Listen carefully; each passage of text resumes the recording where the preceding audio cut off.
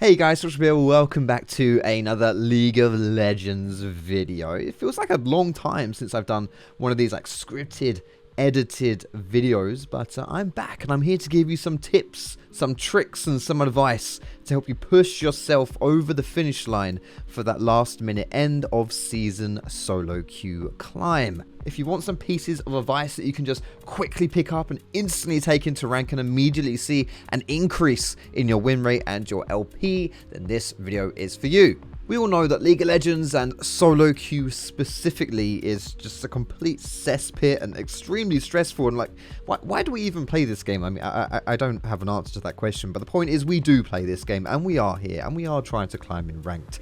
So let's just get started with our first tip of the day. And this tip isn't necessarily going to help you improve as a player, but that's fine. We're not looking to improve, we're not trying to get good at League of Legends, we're just trying to abuse ways to climb in solo queue, and the best way to do that is to find yourself that perfect champion that's going to carry you. It may sound obvious, just pick an OP champion and you'll climb, but it's a bit deeper than that. You're not going to want to pick the champions that everyone's playing that are generally considered OP.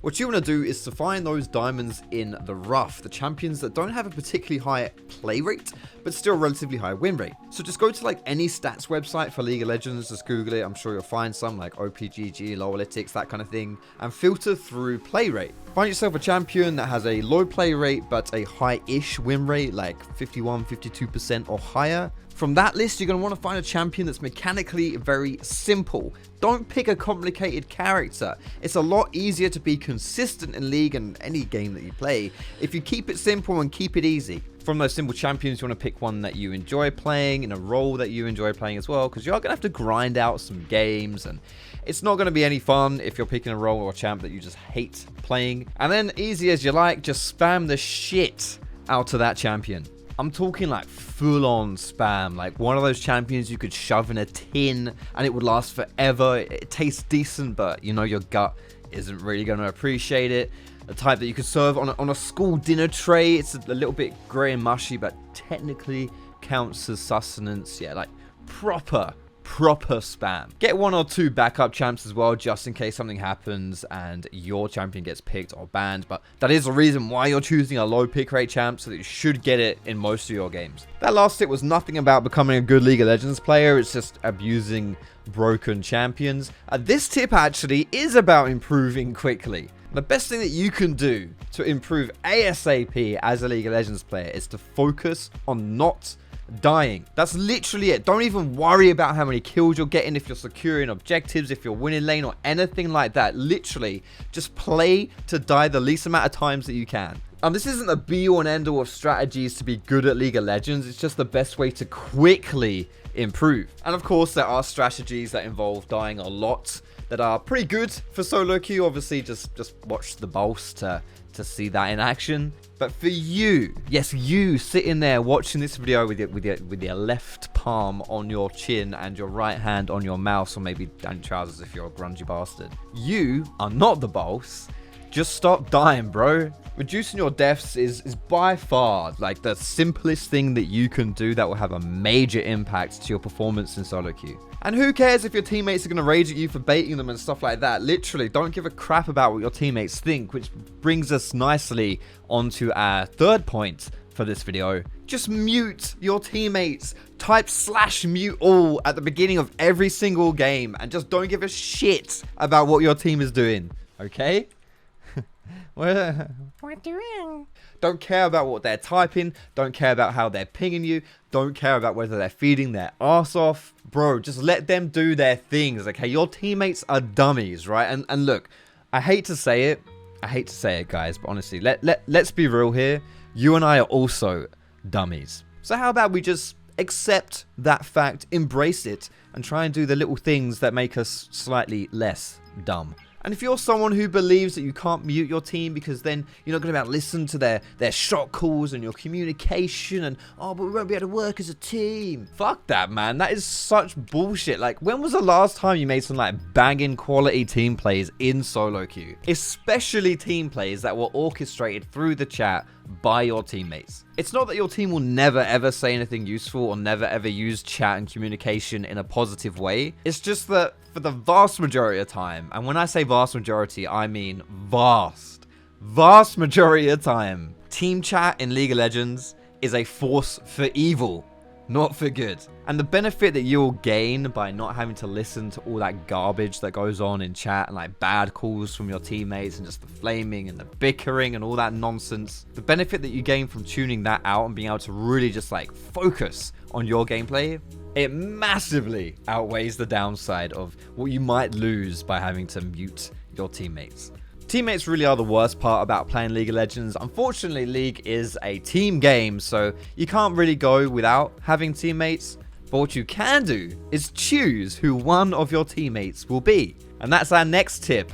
Find yourself a duo queue. You're not finding a duo queue because you want to get boosted or someone that's just going to carry you every single game. The purpose of the duo queue isn't necessarily that it's going to give you a competitive advantage from a gameplay or a skill standpoint. The real benefit of the duo queue is that you get someone who's like-minded. They're not going to tilt. They have the same goals as you. You can probably rely on them. They'll keep you motivated to keep climbing. It's kind of like finding a gym buddy if you're a fat sack of shit. Like, it's so much better if you have someone else to keep you going to the gym and stuff. Like, I guarantee you'll lose weight so much faster. And by the way, if you are a fat sack of shit, there's literally like no shame at all. Like, that statement is with zero judgment, okay? What's important in life isn't the sacks of shit that you're carrying around your person. It's how much of a sack of shit you are on the inside, okay? Be kind to others, be generous, be loving, and your inner sack of shit will be more like a skid mark. So yeah, just find yourself a nice duo queue. They don't have to be cracked. They don't have to be faker. They're just trying to keep you in line. And if you're thinking, oh, but I don't have any friends, I can't duo queue, it's fine. We're all League of Legends players. None of us have any social skills or friends. There are still ways to find them. Just go online. Like Facebook groups, for example, are pretty good.